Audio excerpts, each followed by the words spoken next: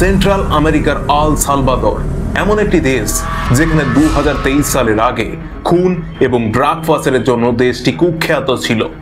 আর এই ঘটনাকে রুখতে প্রেসিডেন্ট নাইব বুকেন এক বিশাল কারাগার তৈরি করার কথা ভাবেন। El Salvador has broken all the records. Here in the safest country in the entire Western Hemisphere. আর সেই কারাগারটির নাম সিকট। CICOT, the terrorist containment center, has installed a high security system. বর্তমানে বিশ্বের সবথেকে উচ্চ নিরাপত্তাযুক্ত কারাগার। 40,000 কয়েদি বন্দী রয়েছে এই কারাগারে। উন্নত scanning system, motion sensor, camera এবং অস্ত্রধারী নিরাপত্তা রক্ষী সিকটকে বিশ্বের মধ্যে উচ্চ নিরাপত্তাযুক্ত কারাগারে পরিণত করেছে। আসলে আল সালভাদরে দুটি গ্যাং সবথেকে বেশি ড্রাগস পাচার এবং মার্ডার করত। এর মধ্যে সবথেকে পরিচিত গ্যাং MS-13, যার পুরো নাম মারা সালভাট্রুচা। এই গ্যাংয়ের প্রত্যেকটা সদস্যকে চেনা যায় তাদের গায়ে থাকা ট্যাটুকে লক্ষ্য করে। এদের প্রত্যেকের গায়ে MS-13 ট্যাটু রয়েছে। তবে আরো একটি পরিচিত গ্যাং হলো ব্যারিও 18। এরাও ড্রাগস পাচার এবং মার্ডার করত। গড়ে এক একজন প্রায় 5 থেকে 6 জনকে হত্যা করেছে। তবে সিকট জেল তৈরি করার পর এদেরকে গ্রেপ্তার করা হয় এবং এই সিকট জেলে বন্দী করা হয়। তবে একটি বিষয় হলো MS-13 এবং ব্যারিও 18 এই দুটি গ্যাং একে অপরের শত্রু, অথচ এদেরকে একই জায়গায় বন্দী করে রাখা হয়েছে। সিকটে 8টি বড় বড় সেল ব্লক রয়েছে, যেখানে এক একটি সেলে কয়েক হাজার বন্দী থাকতে পারে।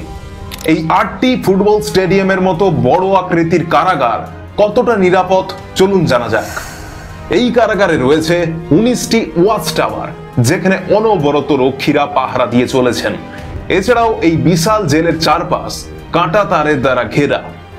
এছাড়াও রয়েছে 15 মিটার উঁচু প্রাচীর, যার উপরে হাই ভোল্টেজ ইলেকট্রিক তার চড়ানো রয়েছে।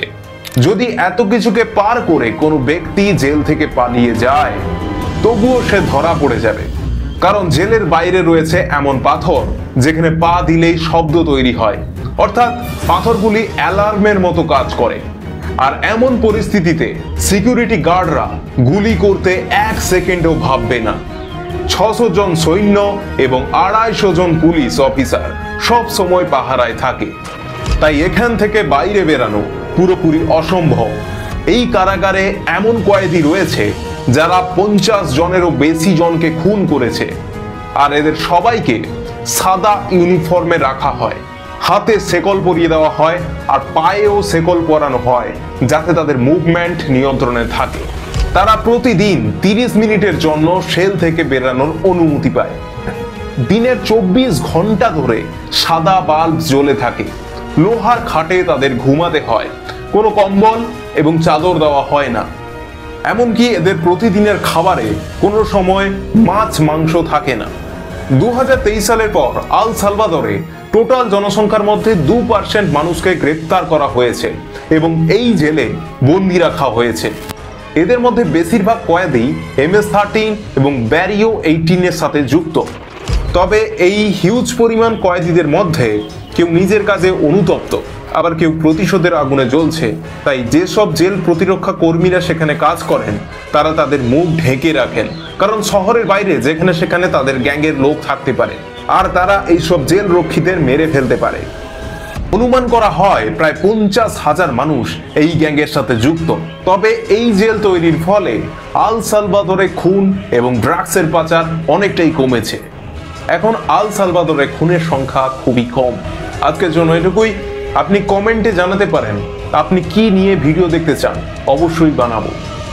দেখা হচ্ছে পরবর্তী ভিডিও।